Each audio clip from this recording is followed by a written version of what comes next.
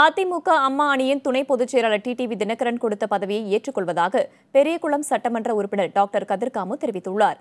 கடந்த 4ஆம் தேதி டிடிவி தினகரன் வெளியிட்ட புதிய நிர்வாகிகள் பட்டியலில் கதிர்காமுவுக்கு மருத்துவர் அணி இணைச் செயலாளர் பொறுப்பு வழங்கப்பட்டிருந்தது.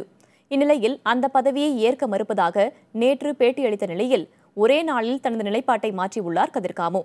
தேனி மாவட்டம் பெரியகுளத்தில் செய்தியாளர்களை இன்று சந்தித்த அவர் டிடிவி தினகரன் அளித்த பொறுப்பை ஏற்று செயல்படுவேன் என கூறினார்.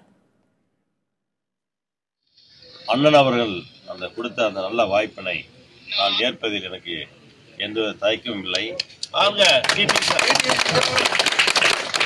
அண்ணன் நமது கழகத்தின் துணை பொதுச் செயலாளர் டிடிவி அண்ணா அவர்களுடைய வழிகாட்டுதலின்படி நான் தொடர்ந்து நமது கழகத்தில் அம்மாவின் ஒரு அணியாக இருந்து செயல்படுவேன் என்பதை இந்த நேரத்தில் மிகவும் சந்தோஷமாக கூறிக்கொள்வதோடு